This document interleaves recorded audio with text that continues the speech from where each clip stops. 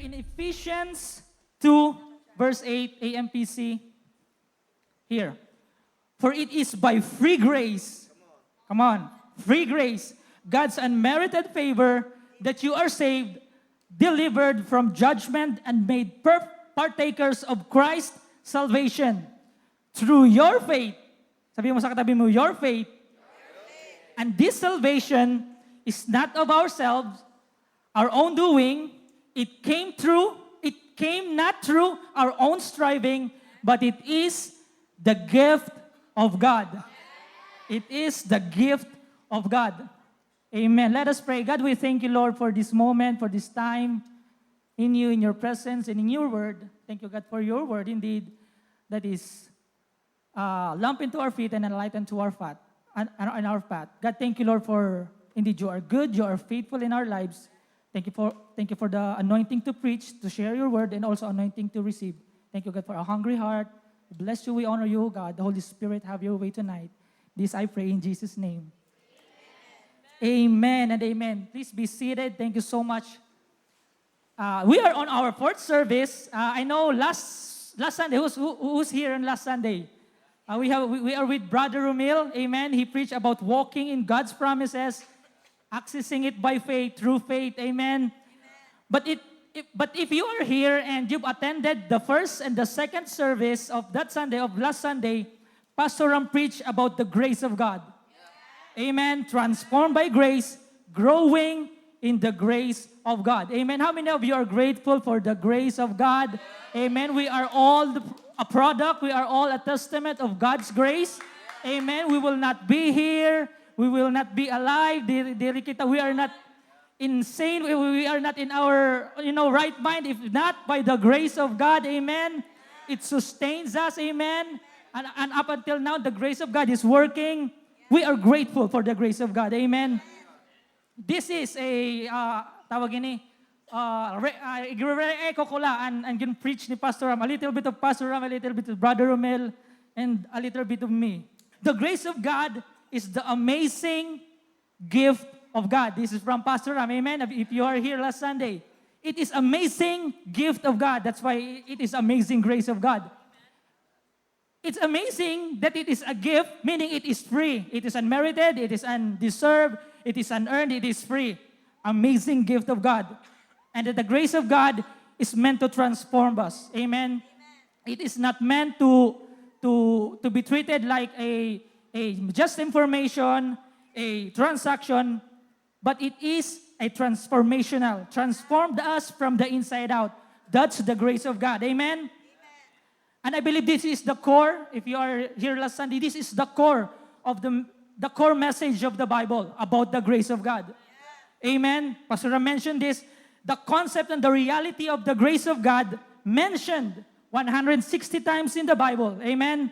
122 times in the New Covenant, 38 times in the Old Covenant. Amen. Yes, you heard it right. In the Old Covenant, mentioned 38 times the concept and the reality of the grace of God. Maybe some of you here, di ba ang Old Covenant is under law, the New Covenant is under grace. Well, God is consistent, both Old and New Covenant, God is operating with His grace. He is consistent. Amen. Let me tell you an example. Even in Genesis, creation, how many of you knows here the creation? How many days do we have in a week? 7 days. Anong day ginhimo ni Lord and man? Kita. In the 6th day, and on the 7th day, nag-rest siya. Pastor Ram mentioned this in our Discipleship Friday. So meaning, God spent 5 days in creating the atmosphere, the environment, just for you and me. Isn't it the grace of God? I know you can relate.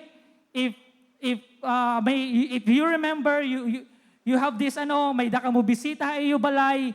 If you are expecting a bisita, a friend maybe, a special someone maybe, as in you will spend one whole day para i-prepare na iyo balay. You will spend one whole day para maglimpyo from, garden to roof deck. Wow, di yayamanin. You will spend one whole day para maglinis, magawasan iyo tanan nga mga specialties, magawasan iyo mga tinago nga kutsara, utensils, and mga plato. As in you will spend for that visitor, for that special someone to visit in your home. For a 1 hour visit. Amen. Tapos at the end, mautang lapagod. But God spent, and that's what ito nga dihan new life, what ito nga outer space, Christian fellowship. But here, God spent 5 days, imagine that, in preparing the environment, preparing the atmosphere before He created you and me. Amen. Isn't it the grace of God? Amen. And on Genesis 3, the fall of man, but right there and there, available dayon ang the redemption plan. Isn't it the grace of God? Amen. That is the grace of God in full display. Pastor Dale, Sir Dale. It is the grace of God in full display. Amen. Both Old and New Testament, it is consistent. God is consistent. He always operates in His grace. But Pastor mentioned the 3 major places that we need to grow when it comes to the grace of God. Number 1, in our definition of the grace of God, in our revelation of the grace of God. Know that the grace of God is powerful, both powerful and transformational. Amen. Number 2, in our dependence, our reliance on the grace of God. That the grace of God is both, again, accessible and reliable. That's the grace of God. Amen. How many are blessed? Number 3, that the grace of God, that in our declaration of the grace of God. Number 3, in our representation of the grace of God. Amen. Because God wants us to be transformed by His grace so that we ourselves become a message of His grace. Amen. That our lives become a demonstration. That our lives become a channel of His grace. Amen. That we embody, we don't just preach a concept, we don't just preach a topic. We embody the message of the amazing grace of God. Amen. And the good news, church, is that that amazing grace of God is the amazing gift of God. It is free. It is a gift. It is free. Amen. It is unmerited, unearned, undeserved. It is a free gift of God. So ano man ang atong trabaho? Ano man ang trabaho ng mga person? To receive the grace of God. And for the few moments, few time da nalalabihan akon oras, I want to preach from the title, Grace Received. Amen. Tell to the person next to you, grace received. We need to receive that grace of God. Yes, it is free, because while the grace of God is free gift, unmerited, undeserved, favor, mercy, blessing, strength, empowerment of God, it is free, amen? But we need also a heart, we need also a hand to receive it. I think it is safe to say, we have mga Bible school student here, please help me with this. I think it is also safe to say that we need the grace of God to receive the grace of God. Because in and out of ourselves, medyo makuri to receive the grace of God. A lot of tendency. Kukurihan kita, a lot of tendency. Human as we are, we could be prideful, we could be arrogant while receiving the grace of God. Or we could be, we just receive, wala lang. Oh Lord, grace of God. Lord, thank you for your grace. Lord, nag-abala ka pa. Di sanwaray na agad, kaya ko man.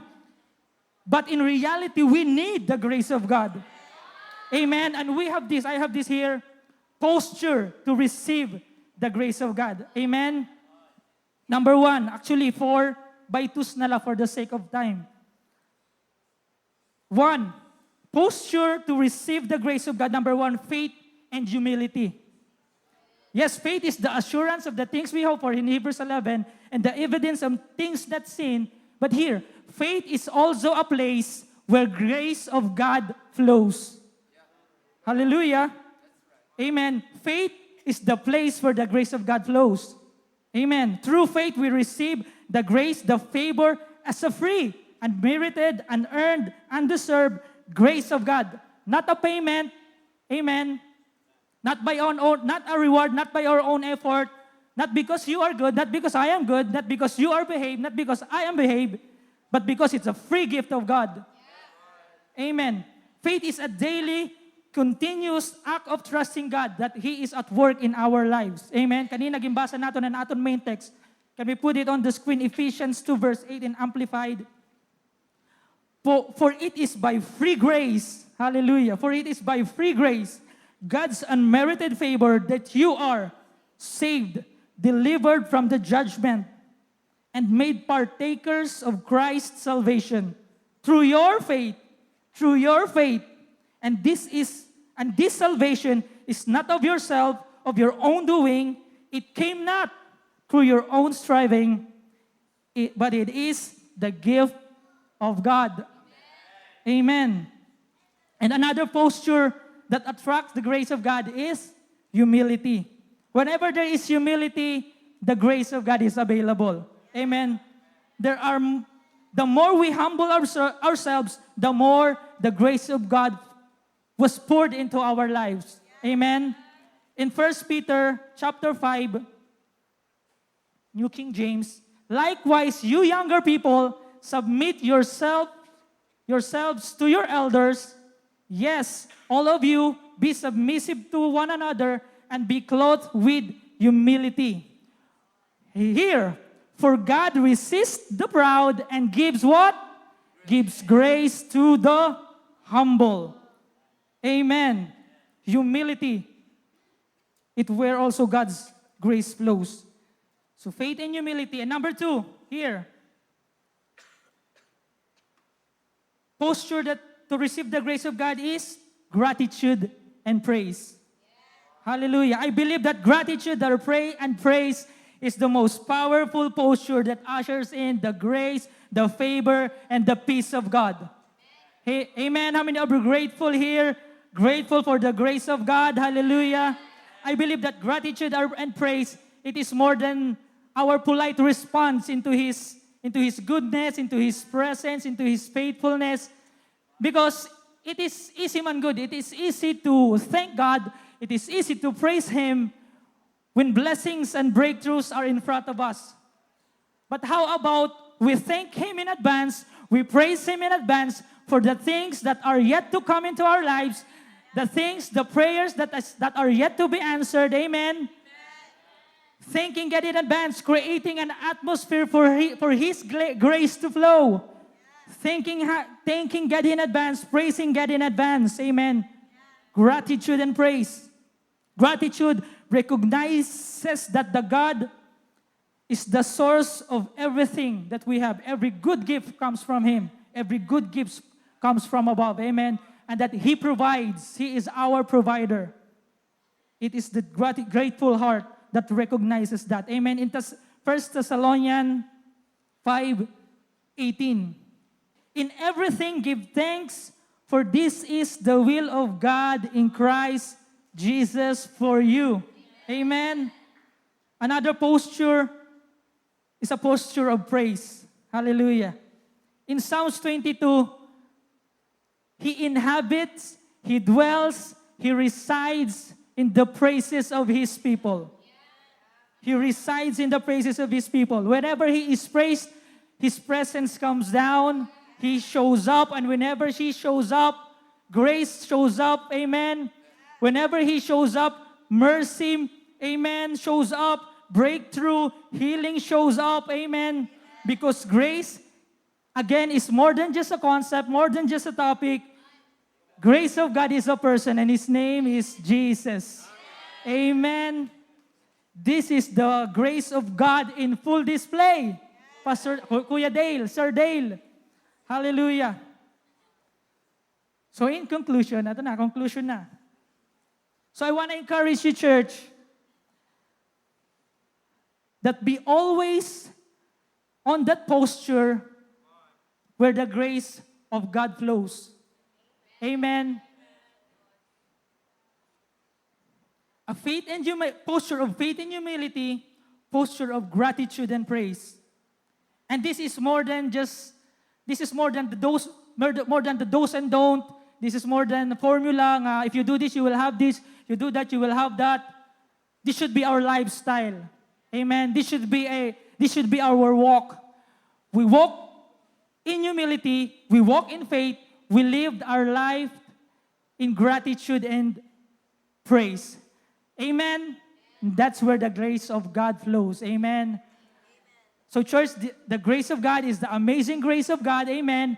And it is the amazing gift of God. It is free for all of us. Amen. We just have to access it. Amen. And remain on that posture, a posture of praise, a posture of gratitude, a posture of faith, a posture of humility. Amen.